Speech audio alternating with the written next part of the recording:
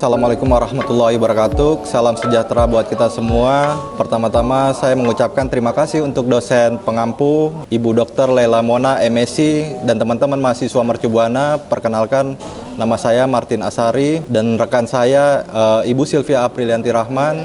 Kali ini saya akan mempresentasikan yang dimana tugas komunikasi korporasi strategik yang bertema Internal Public Relation. Internal Public Relation adalah bagian public relation perusahaan yang bertanggung jawab membina serta mengelola hubungan dengan publik internalnya. Perusahaan perlu memiliki tanggung jawab membina mengelola hubungan dengan publik internalnya. Publik yang dimaksud di sini adalah kelompok individu yang terkait oleh kesamaan kepentingan dan terlibat dalam suatu kegiatan untuk mencapai tujuan yang sama. Dalam perusahaan, publik yang dimaksud adalah pertama yaitu karyawan, pemegang saham, departemen, biro, serta unit terkecil dalam instansi atau perusahaan. Fungsi internal public relation yang pertama itu juga mengkomunikasikan kebijakan yang dibuat direksi dan pimpinan dari manajemen kepada karyawan. Yang kedua, menjelaskan perubahan kebijakan pimpinan dan manajemen agar karyawan sebagai stakeholder memahami dasar pengambilan suatu keputusan. Tiga, membangun jaringan komunikasi interaktif antara karyawan, manajemen, atau BOD. Jaringan komunikasi sangat penting dalam organisasi. Adanya komunikasi yang harmonis dan interaktif di antara berbagai pihak akan mempermudah pencapaian tujuan dengan kesuksesan perusahaan. Poin keempat, membantu meningkatkan rasa kepemilikan perusahaan dalam diri karyawan.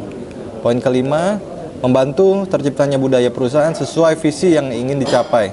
Peran dan manfaat internal public relation. Yang pertama, ada komunikasi internal yang efektif. Komunikasi adalah hal yang sangat penting bagi seorang PR. Tanpa komunikasi yang baik, seorang PR akan kesulitan dalam mencapai tujuan yang ditargetkan. Nah, setiap organisasi apapun itu pasti memiliki visi dan misi yang harus dikomunikasikan secara internal. Karena hal inilah public relation harus mampu membangun komunikasi yang efektif secara internal, pihak direksi atau pihak dari unsur karyawan perusahaan. Yang kedua, mempromosikan budaya dan tata nilai perusahaan. Ini adalah salah satu peran dari internal public relation yang ditujukan untuk para anggota baru yang masuk dalam organisasi.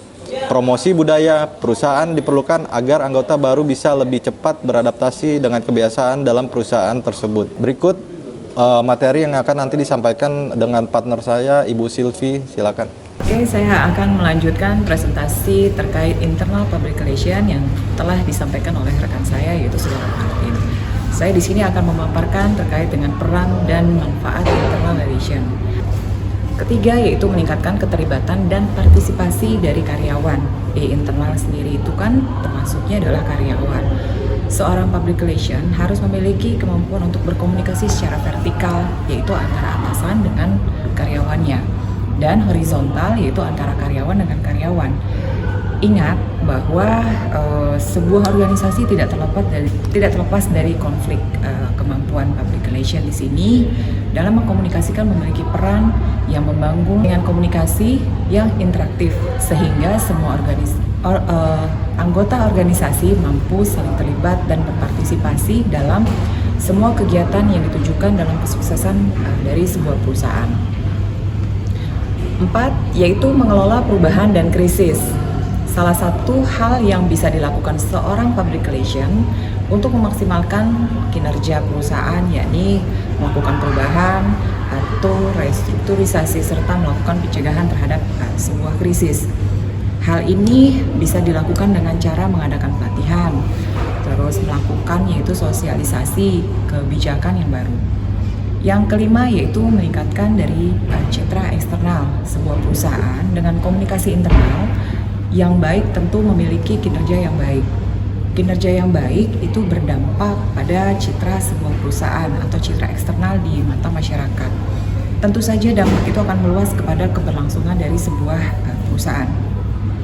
Perusahaan akan dipaksa memanfaatkan sebuah aset yang mereka miliki dalam upaya untuk mencapai tujuan.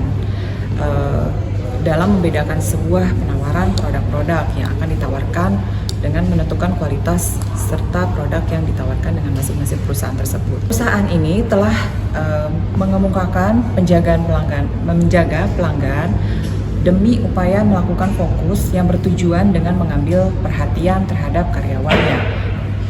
Upaya tersebut mencakup hubungan internal, manajemen, pemasaran internal, terus menemukan cara dan memanfaatkan manusia, kegiatan melakukan pengelolaan sumber daya, dalam upaya meningkatkan kinerja pemasaran. Cukup volume khusus, sebuah topik yang disarankan sebagai jalannya potensial untuk penelitian. Salah satunya yaitu pengembangan, pemeliharaan, dan pembubaran hubungan internal. Terus yang kedua, strategi pemasaran internal yang mendorong kinerja pemasaran. Terus peran mekanisme dari pengendalian pemasaran dalam pengelolaan hubungan internal.